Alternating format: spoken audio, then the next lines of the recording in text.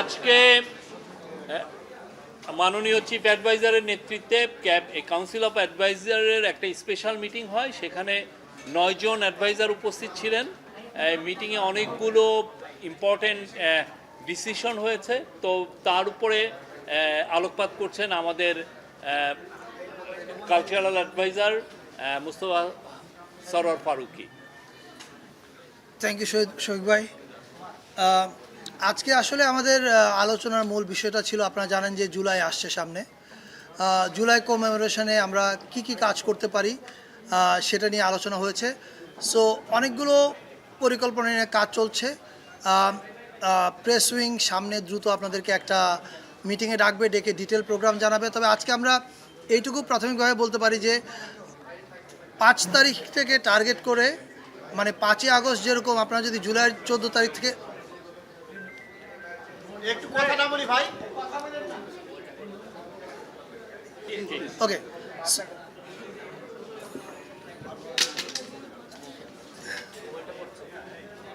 কেউ না পাইলে অন্য কারোর কাছে কপি করে নেয়, ডিস্টার্ব করবেন না। ওকে, নো প্রবলেম। সো জুলাইয়ের প্লিজ হ্যালো। জুলাইয়ের 1 তারিখ থেকে আমাদের কর্মসূচি শুরু হবে, কিন্তু মূল ইভেন্ট কিক অফ হবে জুলাইয়ের 14 তারিখ থেকে এবং এটা চলবে 5 আগস্ট পর্যন্ত। এবং আমাদের এই কর্মসূচির মূল উদ্দেশ্যটা হচ্ছে জুলাইতে যেরকম পুরো বাংলাদেশ এক হয়েছিল, আবার সেই অনুভূতিটাকে ফিরিয়ে আনা। সেই অনুভূতিটা আমাদের মধ্যে আছে, জাস্ট রিইনফোর্স করা সেটাকে। এবং এটার জন্য বেশ কিছু কর্মসূচি নিয়ে কাজ চলছে। এটার ডিক্লারেশনটা হবে সম্ভবত সোমবারে, রাইট? সোমবারে প্রেস উইং আপনাদের সঙ্গে যোগাযোগ করবে এবং আপনাদের মাধ্যমে সারা দেশের মানুষকে জানানো হবে। আপাতত আমার বলবার এইটুকুই আছে। এবং 5ই আগস্ট একটা ছুটি ঘোষণা করা হবে, সেটা হচ্ছে ছাত্র জনতার অভ্যুত্থান দিবস হিসাবে পালিত হবে। এটা এবছর থেকে প্রতি বছরই পালিত হবে। সো আপাতত আমার বলবার আছে এইটুকু, আর বাকি বিষয়ে শফিক ভাই আপনি অ্যাড করেন। আজকে আরও 5 আগস্ট, রাইট? ইয়েস। যে আজকে আরও দুইটা ইম্পর্টেন্ট মিটিং হয়েছে, বিষয়ে ডিসিশন হয়েছে। একটা হচ্ছে যে বেতার, বাংলাদেশ বেতার এবং বিটিভির স্বায়ত্তশাসন নিয়ে একটা কমিটি হয়েছে। সেই কমিটির নেতৃত্ব দিবেন সিআর আবরার।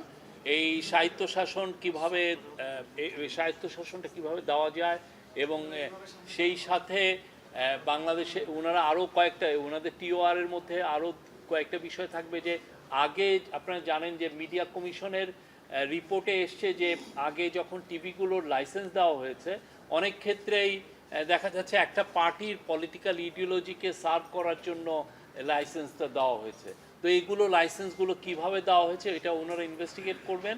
এবং অ্যাট দ্য সেম টাইম তারা সামনে আরও টিভি লাইসেন্স যদি দেওয়া হয় সেক্ষেত্রে কি নীতিমালা থাকবে এই দেওয়ার জন্য, সেগুলো ওনারা ফর্মুলেট করবেন। এটা একটা বিষয়। আর একটা হচ্ছে, আপনারা জানেন জুলাই প্রোক্লেমেশন ছাত্র জনতার একটা দাবি। তো জুলাই প্রোক্লেমেশনটা যাতে খুব মানে 5ই আগস্টের আগে এটা দেওয়া যায়, সেই জন্য একটা কমিটি করা হয়েছে। এই কমিটির নেতৃত্ব দিবেন হচ্ছে ডক্টর ওয়াহিদুদ্দিন মাহমুদ, আমাদের প্ল্যানিং অ্যাডভাইজার। সেখানে আরও কয়েকজন অ্যাডভাইজার থাকবেন।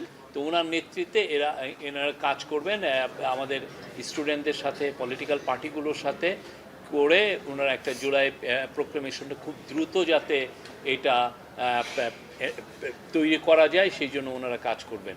এই দুইটা ছিল আজকের মেজর মিটিং। আরও বেশিরভাগই মূলত জুলাই যে গত বছরে যে জুলাই গণ অভ্যুত্থানে কী হয়েছে, এটা কিভাবে রিক্রিয়েট করা যায়, কীভাবে আবার সেই উনি যেটা বললেন সেগুলো নিয়ে মিটিং হচ্ছে। প্রায় 2 ঘন্টার মিটিং, সেখানে 9 জন অ্যাডভাইজার ছিলেন। Thank you. আর ইয়ের ক্ষেত্রে রেডিও টিভি স্বায়ত্তশাসনের এই কমিটি লিড করবেন ডক্টর সিআর আবরার।